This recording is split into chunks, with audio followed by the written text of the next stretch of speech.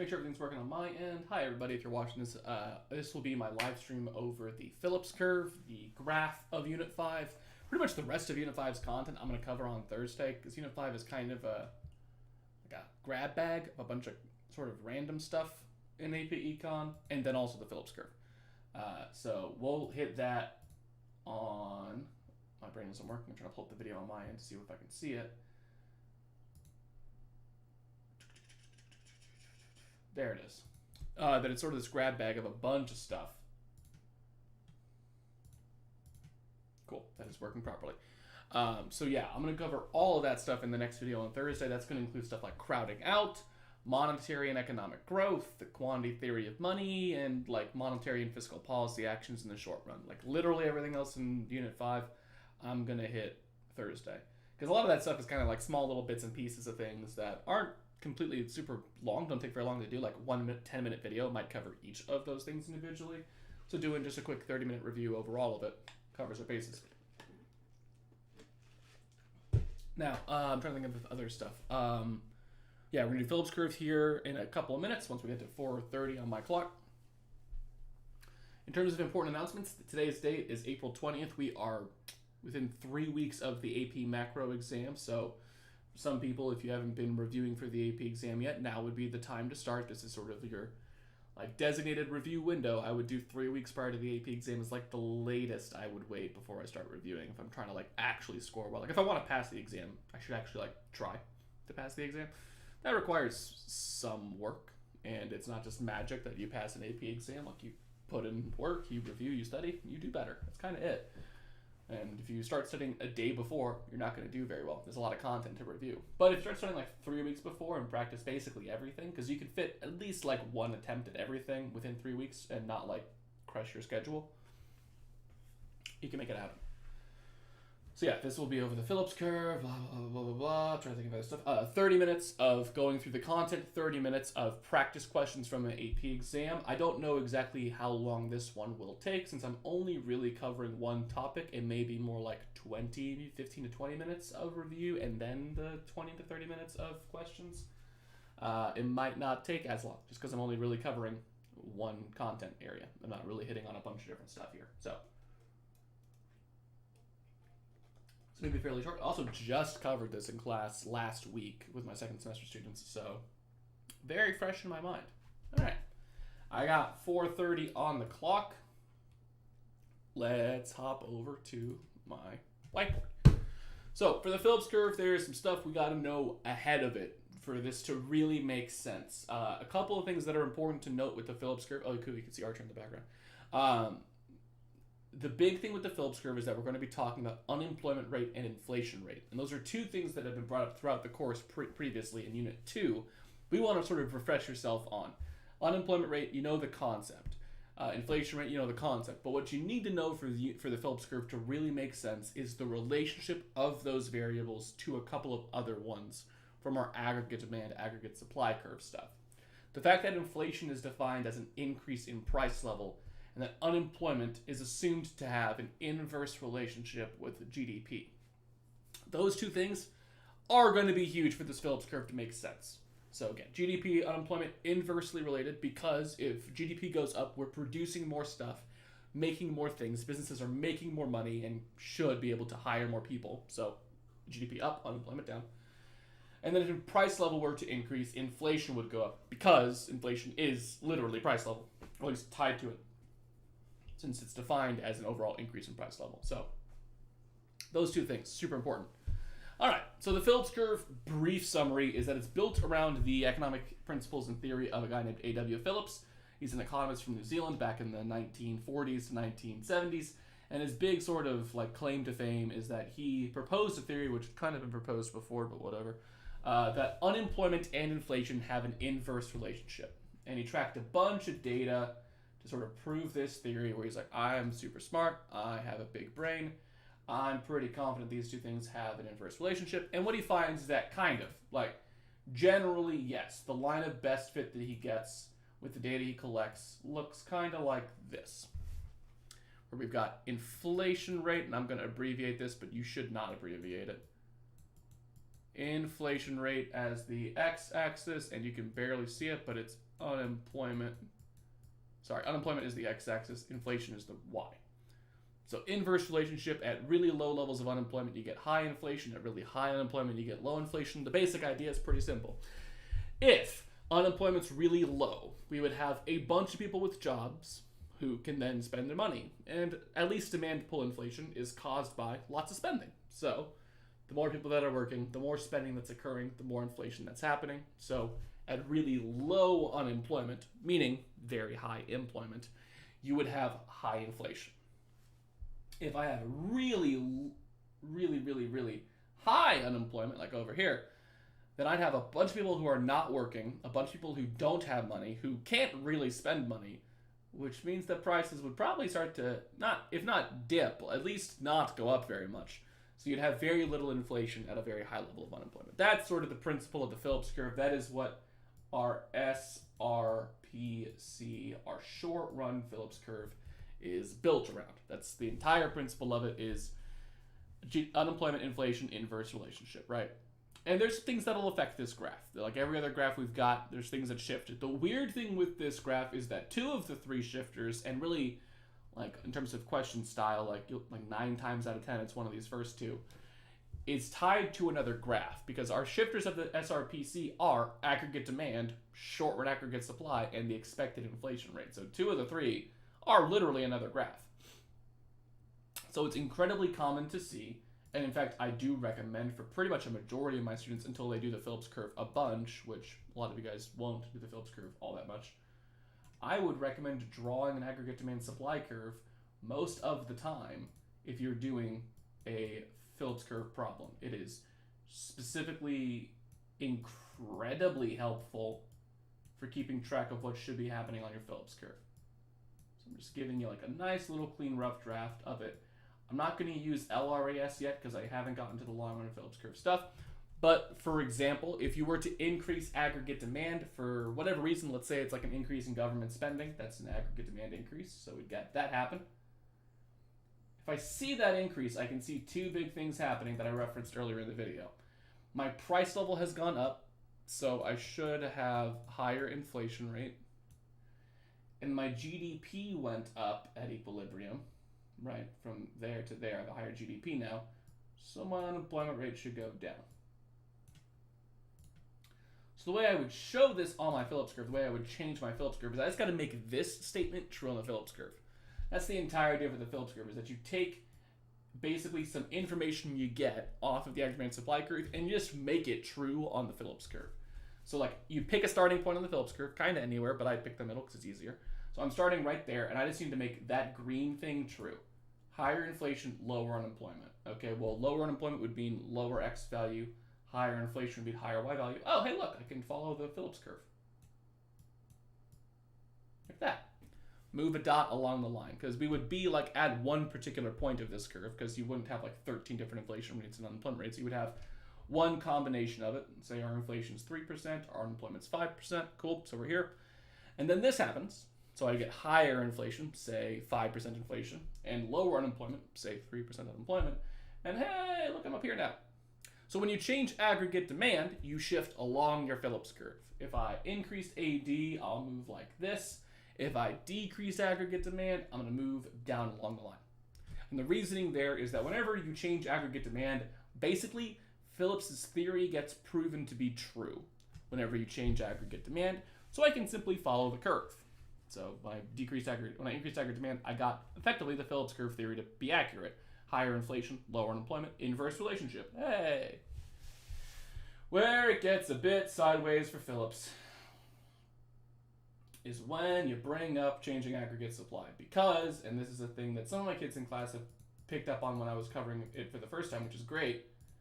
One of my kids asked, but what about stagflation, Mr. McRitchie? Which is a great thing to ask about, because stagflation is a thing that we've learned about previously, where you have periods of time where you have both high inflation and high unemployment, like the worst case scenario on your aggregate demand supply graph. How would I show that on my Phillips curve? Well, let's look at it. So stagflation was caused by a decrease, and that's a terrible drawing, but whatever, a decrease in my aggregate supply. That's stagflation, which is like worst case scenario from this graph. is caused by a decrease in aggregate supply. You could have like increased energy costs as a reason why that would happen, or massive decrease in labor productivity, or like massive like forest fire that destroys a bunch of natural resources, stuff like that. You have a decrease in your supply curve. So that decreased supply, if I'm doing the same logic of like what happens to my inflation rate, what happens to my unemployment rate, I got higher price level, so higher inflation. I got lower GDP, so higher unemployment, because again, GDP and unemployment, inverse relationship. That's a thing from Unit 2, but it comes up a hell of a lot here. Oh, I zoomed in way too much there. Oh boy, zoom out. There we go. So I need to have both of these things be accurate. That's not Phillips's theory. Uh-oh. The graph gets kind of messy now. What's happening? So let's start at that purple point again. We're starting at this purple point. That green point doesn't exist. I'm just going to erase it and redraw the purple line here. So I'm starting at that purple point, and I need to make both those statements true. I would have to move up and right. Because like at this green point, relative to this purple point, the green point would have higher inflation and higher unemployment.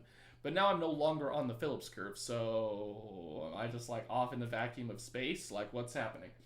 No, what you're actually doing is, what's actually happened is the Phillips curve has shifted.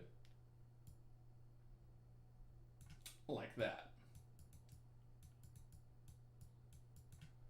But now I have a new Phillips curve that, like, the context of the economy is different now. I've got across the board higher inflation and unemployment rates. So my whole Phillips curve needs to move up to adjust to that new economic situation. So if I end up moving off my Phillips curve, make your Phillips curve match that movement, if that makes sense. So I almost always use dots for my Phillips curve to reference what's happening, whether that be a dot along the curve or a dot where I'm moving the curve. I always start with the dot, and if my dot is now off my Phillips curve, I move my Phillips curve to match the new dot, is the idea. So if you change SRAS, you shift the entire Phillips curve. So changing aggregate demand, move along the Phillips curve. Changing aggregate supply, shift the whole dang thing. The last shifter of the Phillips curve, the kind of out of left field one, the sort of random one, is a change in the expected inflation rate. And this one's fairly simple to explain, but the basic idea is if we expect more inflation, we cause more inflation. If you tell every consumer that every good gets more expensive next year, they're going to buy those goods this year as a means of dodging that price increase. But if everyone starts buying stuff now, the price of the goods starts to climb. So if you expect more inflation, the general idea is, regardless of whatever your unemployment rate is, we are now going to have more inflation. One, because we expect it, and two, because we're going to cause it. So if I'm right here at, let's call that 3% inflation, they tell me that we expect 2% more inflation, I'm going to take my whole dang Phillips curve and my point and move it up by, in this case, technically 2%, so it would be going up to 5%. So here's your full list of shifters of your Phillips curve. Aggregate demand, move along the line. Aggregate supply, move the line. Expected inflation rate, move the line. Every time I'm actually kind of moving a point, it's just for the last two, because my point will now end up off my graph, I need to move the curve to match that new point. Those are the big things that happen in the short run. Okay. I think that's good for the short run part of this. Oh my god, sorry everybody. My mouse wheel is unlocked right now, so this is really bad. Let me just grab this. Yeah. This website like hates it when you zoom in. It like wants to destroy everything when you zoom in. Okay. Now, the long run Phillips curve, where everything gets way less confusing and everybody loves it and every student has a good time and every teacher has no problems ever explaining this because it's just one of the easiest things to get. I don't know why everyone ever struggles with it. I'm being sarcastic. This part is hard every time for everybody. The long run Phillips curve. Okay. Basic idea was inverse relationship between the short run and the long run Phillips curve. Here's the problem though. If we go by the logic of my aggregate demand, aggregate supply curve, and how the long run worked on that graph, and since this graph is kind of the same, at least is super linked to my aggregate demand, aggregate supply curve, the long run changes were always kind of weird because it was always something along the lines of we start off in a situation and then eventually it all gets back to equilibrium. That no matter what happened in the short run, your economy would always self-correct. It was the idea of the economy is self-correcting in the long run, given enough time. If I like increase aggregate demand, what's going to happen eventually is that aggregate supply will decrease to get back to equilibrium. Well, if I'm following my Phillips curve logic, that's going to get kind of weird because then I would move along my Phillips curve for the short run shift and move my entire Phillips curve for the long run. So let's break this down on how this will work. We have, because we did already, we've got ourselves a short run Phillips curve. That's fine, that sticks around. Just like the LRAS, the long run aggregate supply curve, we also have a long run Phillips curve, which also, luckily, is a vertical line. So at least visually, aesthetically, it's the same kind of deal. This is called the LRPC. Be careful with your labels. And it is just like the LRAS in a lot of ways. Now, if you struggled with that, you're going to probably struggle with this, so let's hope this explanation makes sense to you. The LRPC and LRAS are not really different lines. I mean, they are on the graph, but like logically, they're not. What the LRPC is in an economy, you have what we call full employment, right? We have a specific amount of production tied to what we would like to call like ideal circumstances. If everyone who should be working is working, if we're not in a recession, if all of our resources are being used effectively, a lot of ifs, but you have the like where your economy is supposed to be at. Well, if you have that, there would be a specific amount of unemployment you should have. And it's not zero, because having everybody working is actually not a good thing for an economy, because there are a lot of time periods in your life where you shouldn't be working. You should be like, if I move to a new state, I'm probably going to be unemployed for a window of time. That's fine. I'm supposed to be. If I switch careers, I'm probably going to be unemployed for a period of time. That's totally normal. When you go to college and then go join the workforce, you're probably going to be unemployed for a period of time. We don't want that to be too long, but like the concept of you being unemployed for a period of time is totally fine. So we have what's called, and this is important to know, the natural rate of unemployment. This was mentioned back when we talked about unemployment in Unit 2. The idea is there is a specific amount of unemployment that is just the good types of unemployment, structural and frictional. If you just have those two, you are at what's called the natural rate, which is your ideal level of unemployment. That level of unemployment had nothing to do with inflation rate. It was never mentioned there. It didn't matter. The LRPC is drawn at that natural rate. So if I tell you, hey, ideal unemployment rate for America, like if everything's going smoothly, it should be right about 4%. Cool, that's where the LRPC is at. It is just a visual reference of here's where you're supposed to be. Somewhere along this line is where you're supposed to be. I don't really know where on the line because the inflation rate's not what we're worried about here.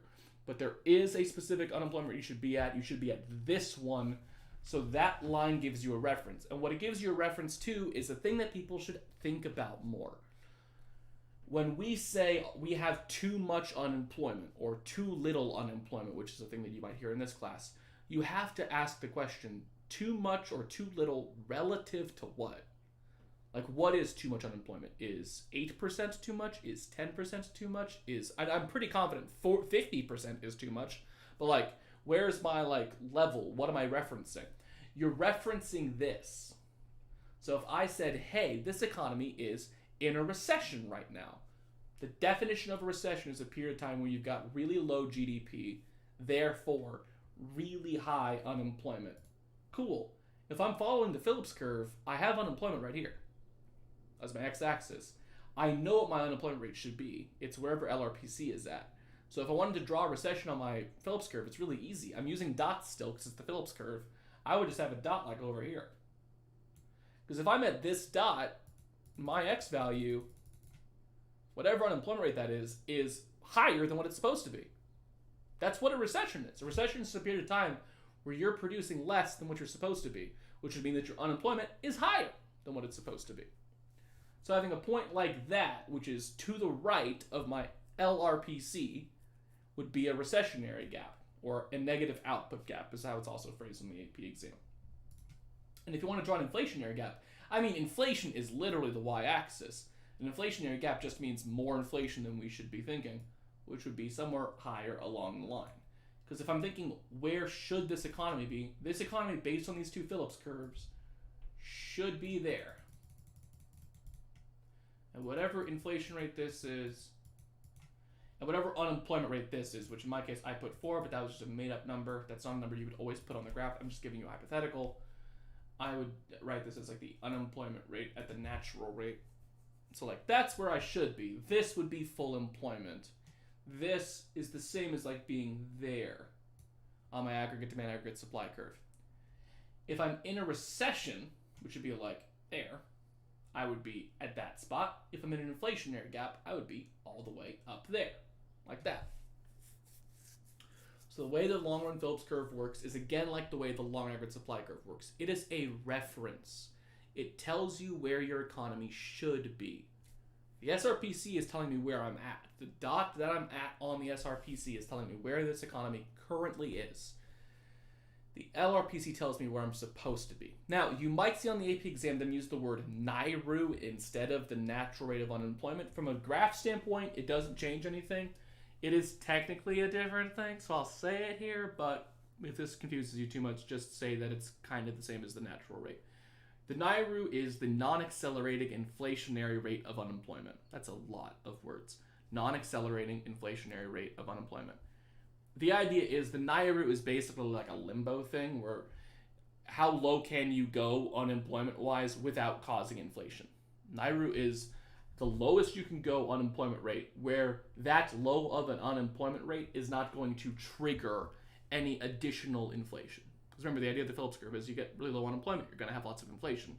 The NAIRU is built around that there's that some level of low unemployment that you can go down to a certain level and not actually cause it. Not like 0, but we're talking like in this 4 to 6 range for us. Of like 4 is maybe a little too low. Like 5 would be good. And we have different numbers for what this is, different time periods, but it'll function the same way as the natural rate of like, this is a good barometer for what full employment would be. So the NRU or the NAIRU you can see interchangeably used as like where my LRPC is at. They mean the same thing. An ideal unemployment rate. Like an unemployment rate that would be pretty good to be at, is the idea. And again, you can show recessions like that dot, or inflationary gaps like that dot on my Phillips curve. And just like with the aggregate demand supply curve, like when we change stuff on the graph to move, we would move on my Phillips curve to get back to full employment. So like do a hypothetical example of that, and then we'll go to the practice problems. By the way, if you're watching the video and you've got questions for me, absolutely type them in the chat. Interrupt me. Please do so. That is always allowed. I ramble, and I'm talking very fast. So if I'm doing my aggregate demand, aggregate supply curve, and I'm drawing a recessionary gap like that, it's LRAS, that's SRAS, that's AD. You got my real GDP. That's a P, not a Y. There we go. And then we got PL. So if we were to do like the hypothetical question of like, okay, you're in a recessionary gap. What should the government do to fix that? It's like, okay, well, if you're in a recession, the government should pretty much always do an expansionary policy. Fiscal or monetary, I'm not going to worry about, but they should do an expansionary policy. And my expansionary policies, fiscal or monetary, both end with me increasing aggregate demand. We increase government spending. We do an expansionary monetary policy, like lowering the reserve requirement. Any of those will always end up with a change in my spending levels. So say this happens. Started off in a recession, so on my Phillips curve, I am starting at the orange dot. Because, again, if I'm currently here, that means my GDP is less than what it's supposed to be, which would mean, because they're inversely related, this is important, my GDP is lower than what it's supposed to be. That means my unemployment rate would be higher than what it's supposed to be, right? Because they're inverse. You might see a teacher explain this as like these two graphs are like reflections of one another, which is kind of confusing. But my AD increases, so we get this change. I've got, as I tend to do, a higher inflation rate, and GDP went up, so a lower unemployment rate. So I'm on the Phillips curve. I need to make both those things true. So I need up and over, and oh look, I can get back to full employment. I can end right there. Just like I got back to full employment on my aggregate demand, aggregate supply graph, I should also get back to full employment on my Phillips curve. Because, and this is the biggest thing to understand, like once this clicks for you and you get this, it'll be a lot easier to deal with. Your Phillips curve and your aggregate demand supply curve are telling you the same thing. When I did this, I got these. I'm just showing this on that graph. It is the same economy. It is the exact same thing happening. I am just showing it a different way. It's just a different way of presenting it. It's a different lens at which I'm viewing the economy. This one was GDP and price level. This one is unemployment and inflation rate. Because the axes are different, it does change what the graph looks like because it's different variables. But it's the same situation. So when I can draw this and figure out from this what should happen to the things on my Phillips curve graph, then I can figure out what to do on my Phillips curve. Don't try and skip steps. A lot of you guys want to do less work than you need to on a lot of problems. You're trying to save time. You're getting stuff wrong when you do that. When you're drawing a Phillips curve problem, you probably should. When I say probably, I mean like 95% of students should also draw an aggregate demand, aggregate supply graph just to make sure they get it. Even if they are super good at the aggregate demand supply curve stuff. Like they know every shifter like the back of their hand and they can easily visualize it. Draw it anyway. Why are you risking it?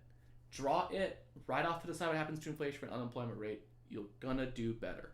I can guarantee you're gonna do better. Now, you do have to do this right to get your Phillips curve. So if you're someone who struggled with the aggregate demand supply curve for kind of a while, that's why I mentioned it during that unit. It's the most important graph in the course. So if you need to go back and watch one of my videos over it, or go look up AC/DC economics on YouTube, because that guy's got shorter videos than me, and they're better edited. So feel free to watch his videos in review as well. If you want to watch those and really get like the fast and easy like aggregate demand, aggregate supply stuff, because you just need to have it, it's fine. But you got to know how to change the aggregate demand supply curve so you'll know how to change the Phillips curve. Because 2 out of the 3 shifters of the SRPC is shifting this graph right. And you got to shift that graph right to have a chance doing a Phillips curve right. Okay. So that is it for content on the Phillips curve. Let's do some AP exam practice. All right. Popping over here. Oh, and I need my Epic pen. I always forget to open up the pen. Oh, I need to make this way bigger.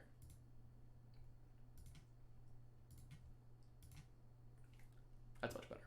And the pen is open? Yes. Okay, which of the following could cause a movement along my Phillips curve? Hello, words that are important. Movement along your Phillips curve toward higher unemployment and lower inflation. Okay? I'm going to do a terrible drawing of it. Look at this awesomely terrible drawing. I am drawing with a mouse. This is a terrible idea. I got my dot. They said higher unemployment, lower inflation. Look at your axes. Which way are you going? Up or down? Up or down? Oh my god, it's that way. Because higher unemployment would be a higher X value. So there to there. Lower inflation, lower Y value. There to there. Cool. So I want this movement to happen on my Phillips curve.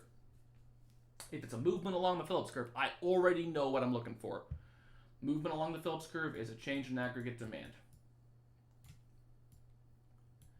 Then I would need higher unemployment and lower inflation. So if I'm imagining my aggregate demand supply curve, I need higher unemployment, so I would need lower GDP. So I need, that's a supply shift. I'm bad at drawing. Wait, no, that's right. That's demand.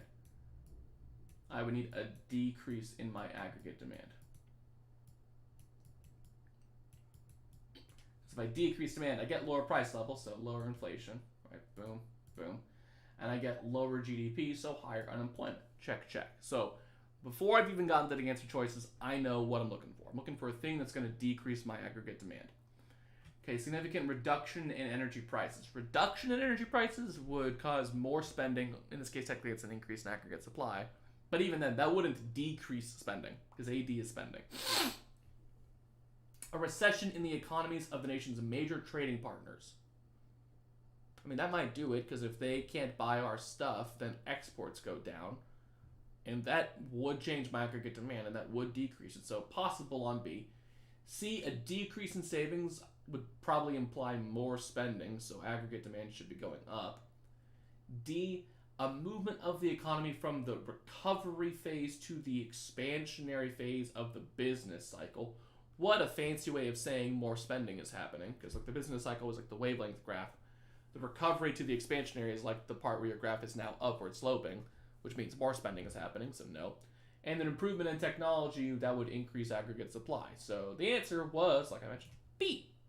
That's the one that gets me to actually spend less, because if spending goes down, we would have more unemployment because businesses are making less money, so they'll have to lay off some workers.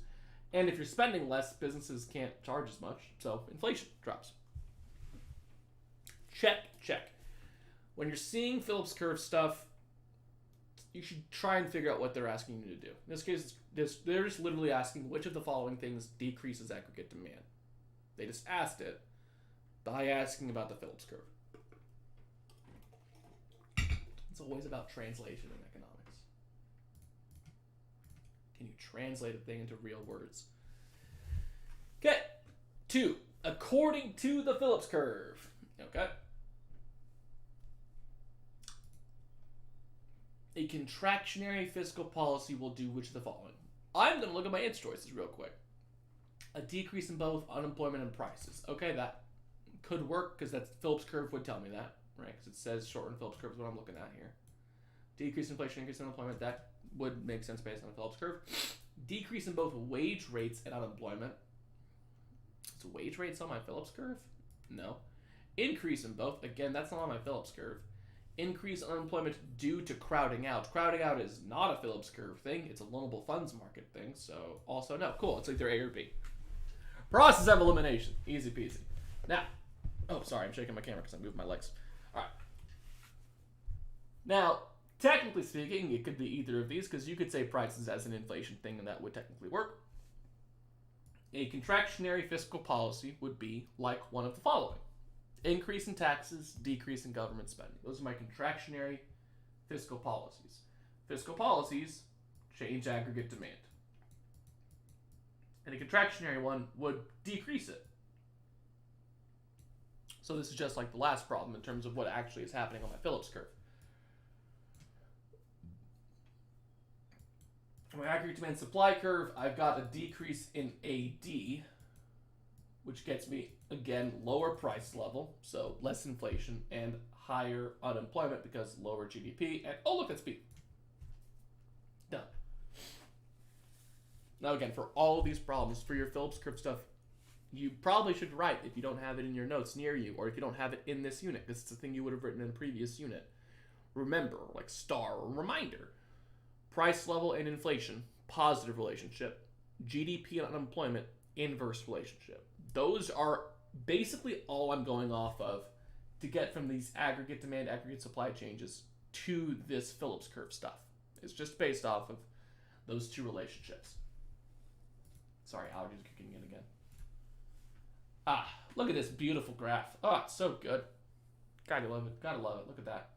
Look, full words, all the words. See, it even says natural rate right there. Isn't that neat? That's so nice of them. Okay. Which of the following would cause a movement from point S to point R?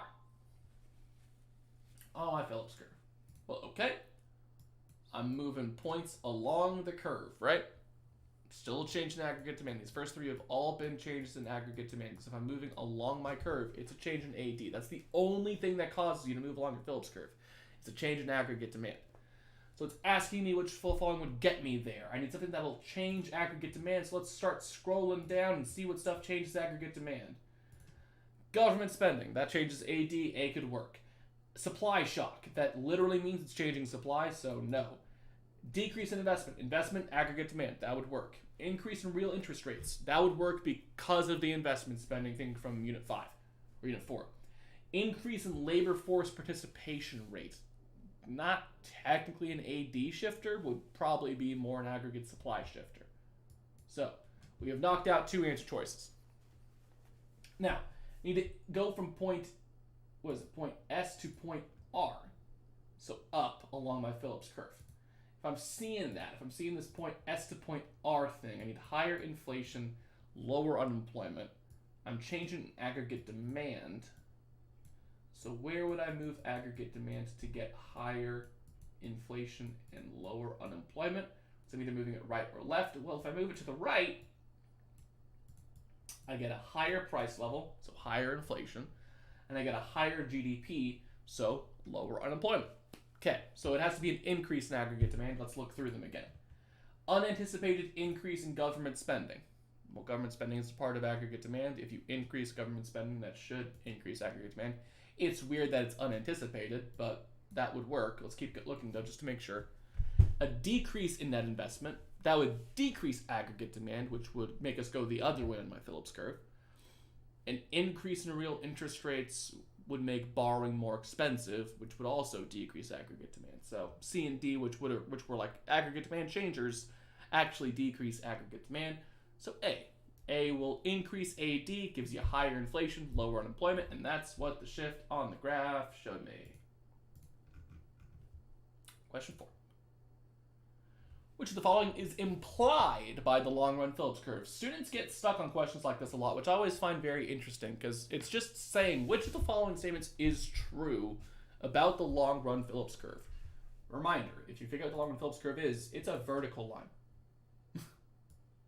It's a vertical line drawn right wherever. That's it. Wages are sticky. How the hell do I know that off of that? No.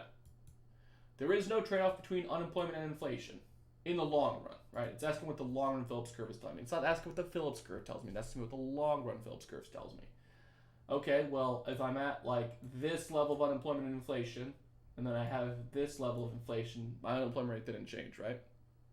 I can go up, I can go down, but, like, no matter what I do to my inflation rate, it isn't changing my unemployment rate on the long-run Phillips curve. On the normal Phillips curve, yes. Short-run Phillips curve, inverse relationship. Long-run Phillips curve, it's vertical, guys. It's not changing anything. This is just B. The long-run aggregate supply curve is upward sloping. 1, this is the wrong graph. And 2, that is factually inaccurate. It's a vertical line again. Expected inflation exceeds actual inflation. How can I tell that off the vertical line? And then E, the unemployment rate falls with higher inflation. That is the short-run Phillips curves thing, right? Short-run Phillips curve would tell me E. Wages are sticky is like a short-run aggregate supply thing, but even then, the graph doesn't tell me that. I just have to know that. This is nothing. C is not accurate, and it is the wrong graph. So, yeah. Sometimes these questions, I'm like, what? How do you... I know why you miss it, because test anxiety and stuff like that, but, like, just pause and look at it. You'll figure it out. 5. Increase in the expected inflation rate. This is the one rando shifter of the Phillips curve. This is the one, like, out of the blue kind of changer for the graph. This is not an aggregate demand supply curve thing. Technically, it's both, but don't sweat it. This is the thing that changes my SRPC. If we expect more inflation, we cause more inflation. So we are going to increase our Phillips curve. Now it says to the right and left. I mean, this is technically rightward, so that's fine. I'm really moving my point up, but if the AP exam is going to call it that, that's whatever. I still don't know why this is here. It's just to freak you out, I guess. My long-run Phillips curve is not what I moved. That's just there to make you read it twice. And my SRPC, I moved to the right. If there was a decrease in expected inflation rate, you would shift the graph down/left, so A would be right for that. But my 3 shifters of the Phillips curve, again, and write these down. I don't know why you wouldn't write them down. Change in aggregate demand, move along my Phillips curve. Change in aggregate supply, shift my entire Phillips curve. Change in expected inflation rate, shift my entire Phillips curve. That's it. Now for this first 2, it's complicated because you gotta like know a lot of things to change aggregate demand and aggregate supply, but it's just that. Okay. This graph I don't like as much. I don't like this visual as much. Okay, assume that members of the Organization of Petroleum Exporting Countries, aka OPEC, lovely chaps, gotta love those guys. They're the guys that make it so oil is really expensive here sometimes and really cheap sometimes, just like the oil producing countries in the Middle East. Agree to a coordinated increase in oil production. They're basically going to start getting more oil. If the economy is at equilibrium at point B, what will this do in the long run? Ooh, Oh. So in the long run, what'll happen? Well, if I'm doing my aggregate demand, aggregate supply curve stuff correctly, an increase in oil production should lead to an increase in aggregate supply, right? Oil production is a resource. We're producing more. It'll help us produce more stuff. Oil is more available. So if I'm thinking aggregate demand, aggregate supply curve, this should increase my aggregate supply, which gets me lower price level and higher GDP. Lower price level means lower inflation rate. Lower GDP means lower unemployment rate. So that should make me move my entire Phillips curve down. Now, technically it says the long run, which would imply that we kind of undo it in the long run, but that's not an answer. So I feel like the long run thing in this question is kind of a typo, or at least just trying to freak you out. Because the answer choice should be that the SRPC will shift to the left. I don't know why this question said long run in it, because it didn't. None of the answer choices actually had what happens in the long run on this question. It's one of those weird things where I feel like that's just a test question error. It happens occasionally. If you are trying to do a long run thing and don't see an answer choice there, just go off of what you know happens, which is this should increase aggregate supply, so my SRPC should shift left. Let's just go with that. The B to C stuff is kind of just to throw you off your game. It's weird that it would say that. I don't like that question. I grabbed it because I was like, that's interesting, and then it's like, that's weird. Okay. FRQ time.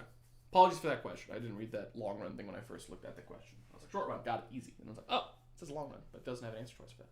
Okay. All right. FRQ time.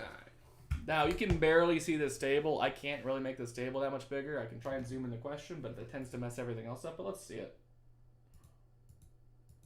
Yeah, see, it just like resets to make the thing even smaller. So that's not even helpful. Okay. Assume that it tells me the unemployment and inflation rate data in country X as a result of a shift in aggregate demand. Oh, well, that's nice. And tell me what I did on the graph. That's good. I've got last year and this year's unemployment rate and inflation rate. Okay. So I'm drawing my Phillips curve right now because it says to draw it showing the actual unemployment and inflation rate right now. So it says that my unemployment rate this year is 5% and inflation rate is 4%.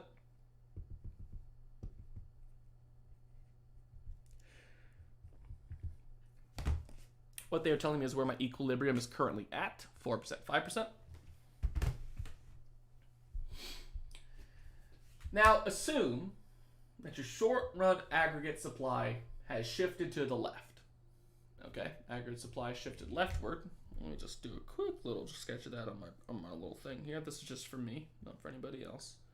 Decrease aggregate supply gives me, look at this like tiny baby graph, gets me a higher price level, so higher inflation, and lower GDP, so higher unemployment. This is stagflation. What do I do to my Phillips curve? Oh, sorry, it first says one factor that would cause aggregate supply to shift to the left. They're literally asking for, give me an example of a thing that would cause this. Lots of things you could use. Increase wages. If you pay your workers more, you can't produce as much. Decrease labor productivity. Say all of your workers get like addicted to like sniffing paint. I don't know. That's a dumb example, but it would work. If you had increased energy prices, like oil starts costing more. It's an example of a thing that would decrease supply. You could do less capital, so there's less capital in your economy. That would also work. Lots of things. Those are all examples. How would it affect my short-run Phillips curve? Well, higher inflation and higher unemployment, I can't show that on the curve. I'd have to move off of it, which means I need to shift my entire Phillips curve. Like so. That'd be my drawing for 2. 3 says, assume the natural rate of unemployment is 5%. Please draw a correctly labeled graph of the LRPC. You actually draw this on the same graph. That was confusing to kids at the time. It says my natural rate of unemployment is 5%. what they're telling me there is, where am I drawing my LRPC? 5%. Which is luckily right where your original equilibrium would have been. So it would look like this. Because they told me the natural rate's 5%, and 5% is where my LRPC is. So hey, perfect. That's great. And then D, easy question, because we already answered it in a multiple choice question. What is the relationship between unemployment rate and inflation rate in the long run? They're meaning referencing the long run Phillips curve. Again, it's a vertical line, guys. If I'm changing the inflation rate, my unemployment rate's not being affected by that at all. It's vertical, right? It's not changing my X value. Changing my Y value is not changing my X value on a vertical line. So what's their relationship? There is none. There is no relationship between those two variables in the long run. In the short run, yeah, when you change one, it does change the other. But given enough time, we always sort of gravitate back to the same level of unemployment. Sort of like, it's just like the long run aggregate supply stuff. We're like, we always get back to that same level of GDP. It's like, yeah, we always get back to the same level of unemployment too. Eventually, given enough time. Theoretically. Friggin' love that theoretical stuff. Okay. And then question 8. So this is a short FRQ, as you can tell, because it took me all of about 3 minutes to solve the entire thing. Question 8 is not a short FRQ. Question 8 is a long FRQ. Let me unzoom here. This is a friggin' beefy boy. Look at that. Oof. Part F. Yikes. All right. Here we go. There's a lot of text here that's just telling you to, hey, grade, make sure you do your stuff right. This is also the instructions you have for the entirety of the FRQ section on the AP exam. Fair warning. Okay. Assume that the economy of country X has an actual unemployment rate of 7%, meaning their current unemployment rate is 7%, a natural rate of 5%, and an inflation rate of 3%. Using the correctly labeled values above, draw a correctly labeled graph of the short and long run Phillips curves. Okay. Label the current short run equilibrium as point B and plot the numerical values above on the graph. Okay. If they give you numbers you can put on the graph, I'd always put them on the graph. Like if it's possible. Like if they said my real GDP is 500 billion, I'd put that on my aggregate and supply graph, like as a number. Like if they've given you numbers, you should use them.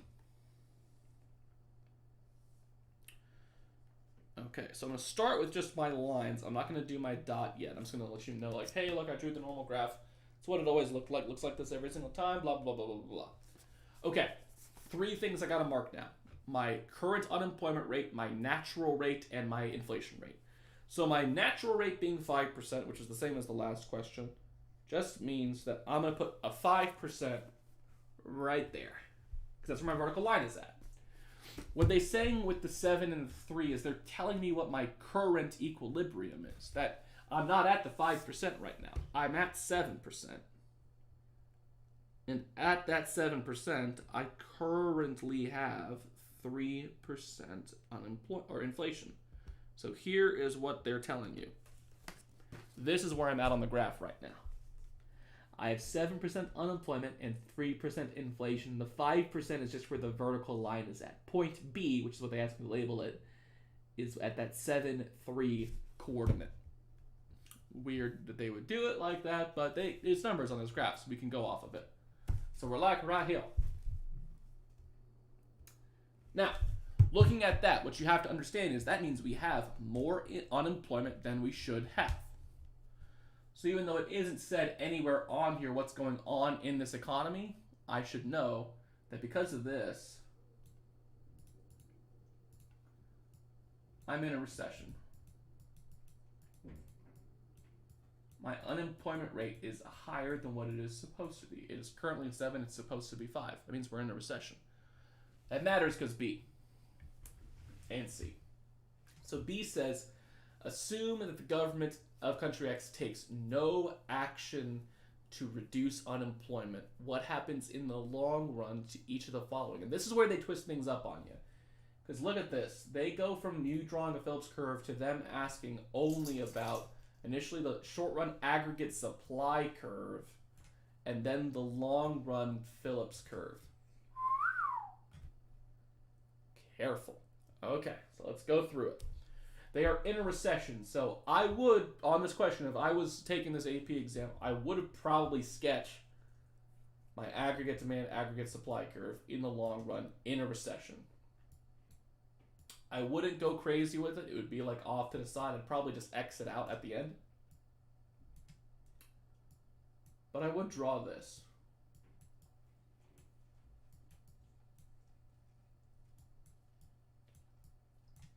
So I'm in a recessionary gap. Now, the government is taking no policy action. This is the setup for everyone's favorite thing in AP Econ, the long-run self-adjustment. That if the government doesn't do anything, what happens in the long run on our graph?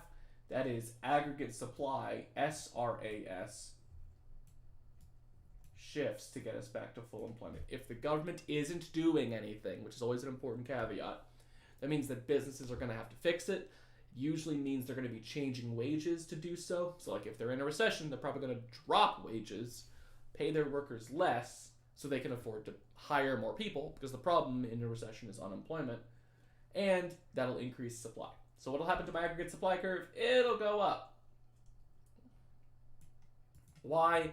If you want to go back to a previous review session video, you can, because I've had to do this like 4 times now, but the full explanation is, in the long run, since the economy is self-adjusting, businesses will lower wages, hire more people, increasing productivity, thereby increasing the short-run aggregate supply curve.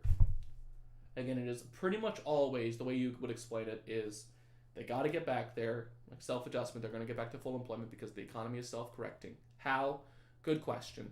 Changing wages, which allows them to hire or fire people, which gets them back to full employment. Now it asks, what happens to my long-run Phillips curve, which is weird because that's this drawing now. And my vertical line, the vertical line doesn't move.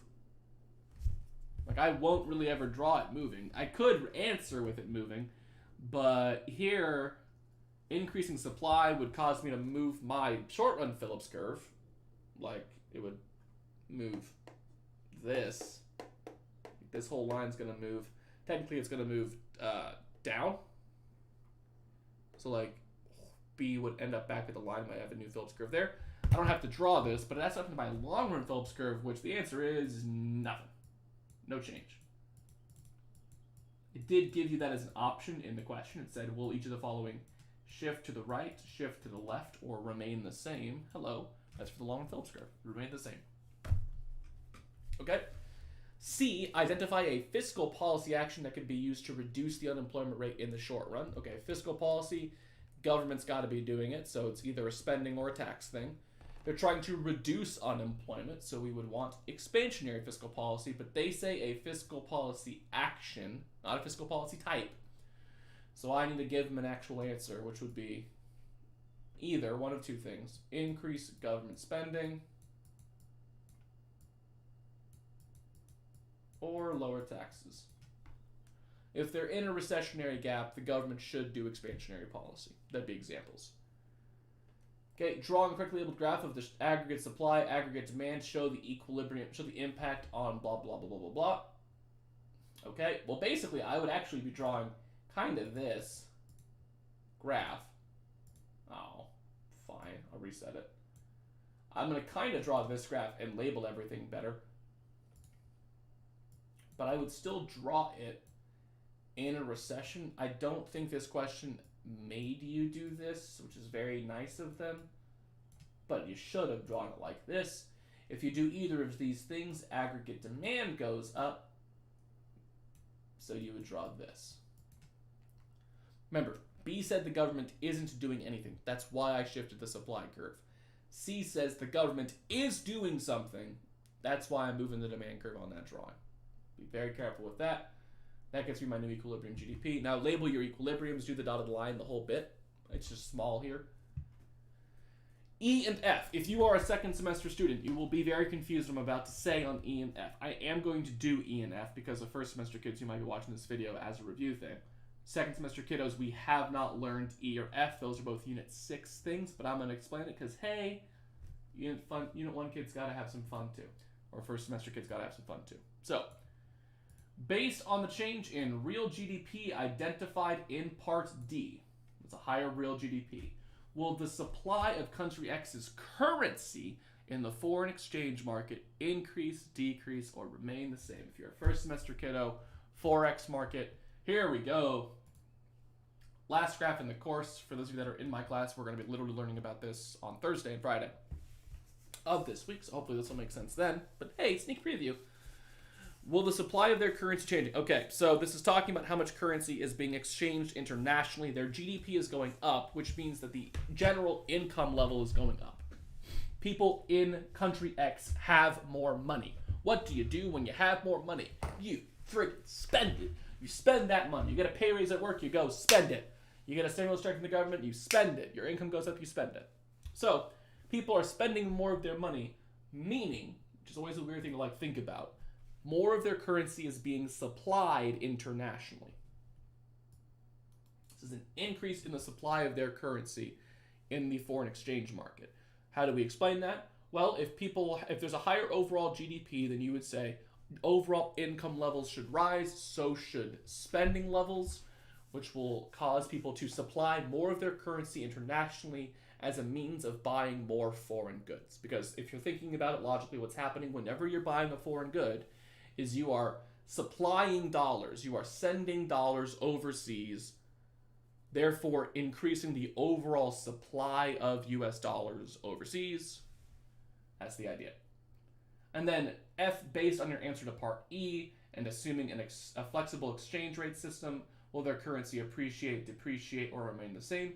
If the supply of your currency is increasing, foreign exchange market time, the supply is increasing,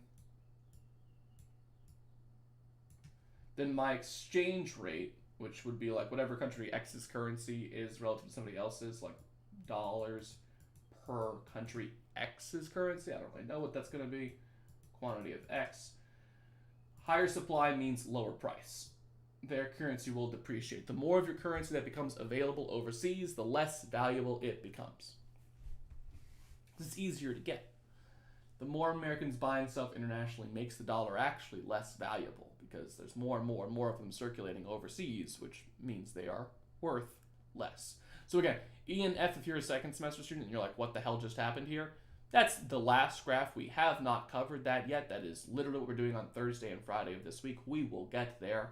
First semester kiddos, if you're like, what the hell happened there? You forgot how the Forex market worked. Congratulations. It was the last graph we learned. So we'll be doing Forex market stuff, by the way, next week in the review session videos. So if you're like, I need help. Yeah, we'll get there.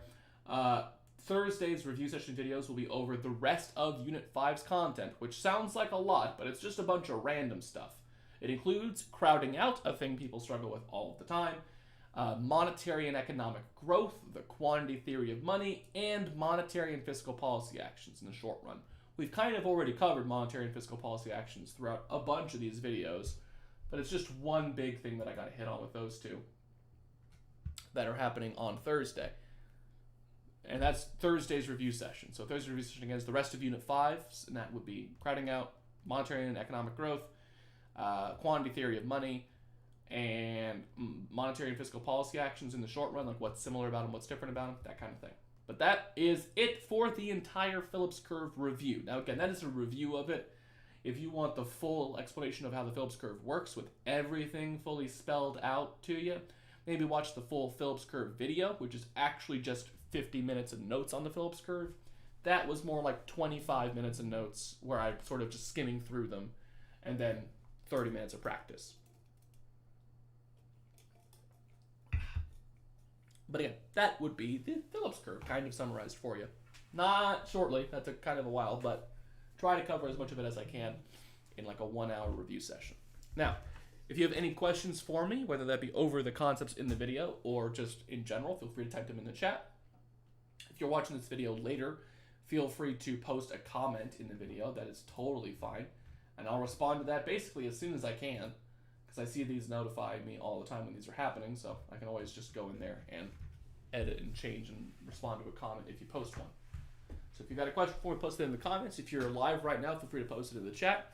Otherwise, that is the end of the review session. That is all of the information I have relative to the Phillips Curve, as well as practice questions over it. So if you're still tuning in, feel free to go.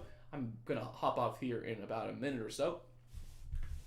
But that is the entirety of the Phillips Curve. Those of you that have been watching live, thank you very much. For those of you that are watching after the fact, thank you also. Much appreciated, guys. Like, comment, subscribe. Do whatever you want. I don't monetize this stuff, but, do whatever you feel like you need to. Oh, man. I'm tired.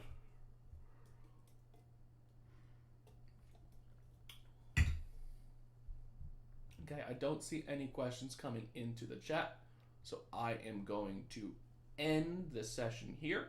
For those of you that are watching, again, the saves onto my YouTube channel right after, basically. It takes maybe like an hour or so for it to like upload all the way and like save in HD and everything. But if you go to the live tab of my YouTube, you'll always be able to find these, and I add it to the playlist basically as soon as I can. So, oh, Archer showed up in the background. God, Archer, come here. Love her. Good boy. Nope. Yeah. Archer, come on. There we go. Good boy, Cam, at the very end of the stream. Reminder that I also do bring Archer to the AP government exam at our school because it's a morning exam, and I can bring him to the school, to the outside of the school, and then bring him home before school starts because I live close enough to make that happen. So there's a fun thing to look forward to on AP exam day. For AP Gov. AP Econ's an afternoon exam. I can't smuggle them into the building. But an AP Gov exam, morning exam, I kind of make that happen. All right. Thank everybody for watching. I'm going to end the stream there. Don't have any questions in the chat, so much appreciated. It is 5:30 on my watch, so we'll count that as a full hour. Yes, Archer, I know. He got upset that I stopped petting him. Thank you guys for watching. I wish you all the best. Hope you guys have a great rest of your day.